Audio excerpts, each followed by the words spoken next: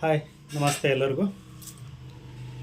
ಸುಮಾರು ಜನಕ್ಕೆ ಈ ಒಂದು ಪ್ರಶ್ನೆ ಕಾಡ್ತಾ ಇರುತ್ತೆ. ಏನಂತಂದರೆ, ಕುಟುಂಬದಲ್ಲಿ ಯಾರಾದರೂ ವ್ಯಕ್ತಿ ರೈತನಾಗಿದ್ದರೆ ಇನ್ನೊಬ್ಬ ಮಗ ರೈತನಲ್ಲದೆ ತನ್ನ ಸ್ವಸಾಮರ್ಥ್ಯದಿಂದ ಹೊರಗಡೆ ದುಡಿತಾ ಇದ್ದರೆ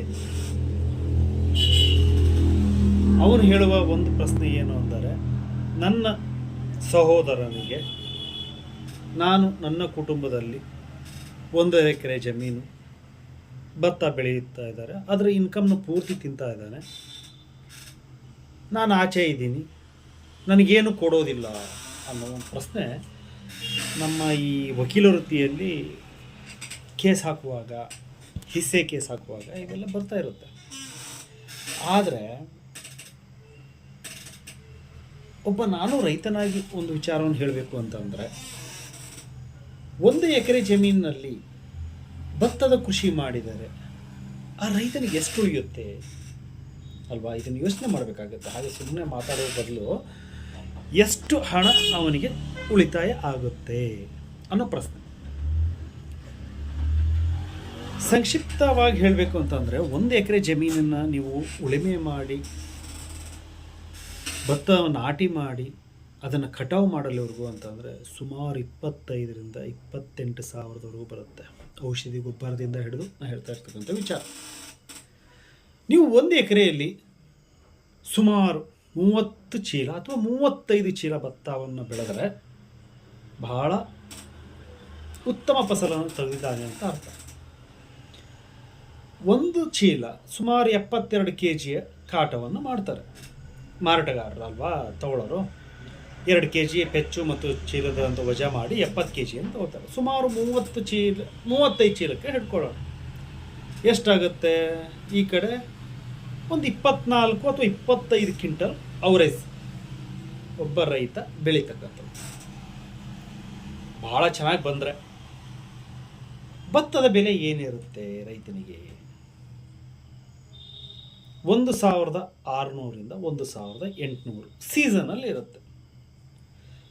ರೈತ ಆ ಭತ್ತವನ್ನು ಸ್ಟಾಕ್ ಮಾಡಿದರೆ ಮಳೆಗಾಲದಲ್ಲಿ ಅವನಿಗೆ ಬಹುಶಃ 2,000ವರೆಗೂ ಅಥವಾ ಅದಕ್ಕೂ ಜಾಸ್ತಿ ಸಿಗಬಹುದು.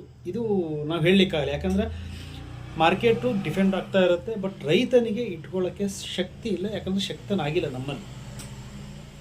ಸುಮಾರು 25 ಕ್ವಿಂಟಲ್ಗೆ ಹೇಳಿದ್ರು ಕೂಡ 15 ಅಥವಾ 1,600 ಪ್ರತಿ ಕ್ವಿಂಟಲ್ನ ದುಡ್ಡಿನ ಹಾಗೆ ತಗೊಂಡ್ರೆ ಸುಮಾರು ಎಷ್ಟಾಗುತ್ತೆ?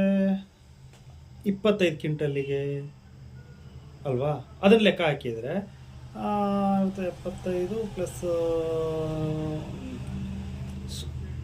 ಅತಿ ಲೀಸ್ಟ್ ಸುಮಾರು ಒಂದು 40,000 ಅಪ್ರಾಕ್ಸಿಮೇಟ್ಲಿ ಆಗ್ಬೋದು ಅಂತ ಅಂದ್ಕೊಂಡಿದ್ದೀನಿ.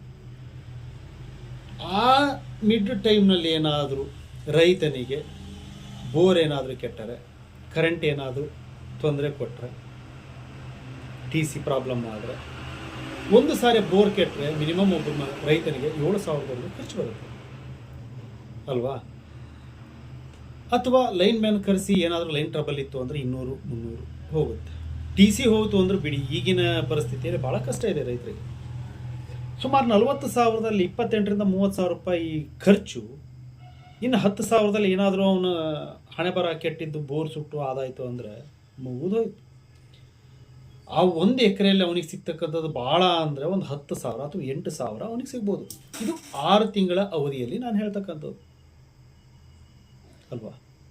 ಆದರೆ ಆ ಕುಟುಂಬದಲ್ಲಿರ್ತಕ್ಕಂಥ ಇನ್ನೊಬ್ಬ ವ್ಯಕ್ತಿ ಆಚೆ ಕೂತ್ಕೊಂಡು ಹೇಳ್ತಾನೆ, ನಾನು ನನ್ನ ಸಹೋದರರಿಗೆ ಜಮೀನನ್ನು ಬಿಟ್ಟಿದ್ದೀನಿ, ಅವ್ರು ನನಗೇನು 1 ರೂಪಾಯಿನೂ ಕೊಡ್ತಾ ಇಲ್ಲ, ಆರಾಮಾಗಿದ್ದಾರೆ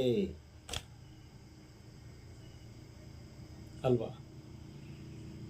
ಆದರೆ ಆ 1 ಎಕರೆಯಲ್ಲಿ ಖರ್ಚು ವೆಚ್ಚ ಲಾಭಾಂಶದ ಹೊರತುಪಡಿಸಿದರೆ ಒಬ್ಬ ರೈತನಿಗೆ 10,000 ರೂಪಾಯಿ ಉಳಿಯೋದು ಬಹಳ ಕಷ್ಟ ಇದೆ. ಹೀಗಾಗಿ ರೈತ ದೇಶದ ಬೆನ್ನೆಲುಬಾಗಿರ್ತಾನೆ ಹೊರತು ಅವನು ಯಾವತ್ತೂ ಮೆಟ್ಟಲಾಗಲಿಕ್ಕೆ ಆಗ್ತಾನೇ ಇಲ್ಲ. ಬೆನ್ನೆಲುಬೆ ಅವ್ನು ತುಳ್ಕೊಂಡು ಹತ್ತುತ್ತಾ ಇರೋದು ವಿನಃ ಸರ್ಕಾರಗಳಾಗಲಿ ಪ್ರತಿಯೊಬ್ಬರು ಯಾವ ರೈತ ವಾಣಿಜ್ಯ ಬೆಳೆಯನ್ನು ಹೊರತುಪಡಿಸಿ ಭತ್ತದ ಕೃಷಿಯನ್ನು ಮಾಡಿದವನು ಉದ್ಧಾರ ಆಗಿದವನು? ನೀವೇ ಹೇಳಿ ಫ್ರೆಂಡ್ಸ್.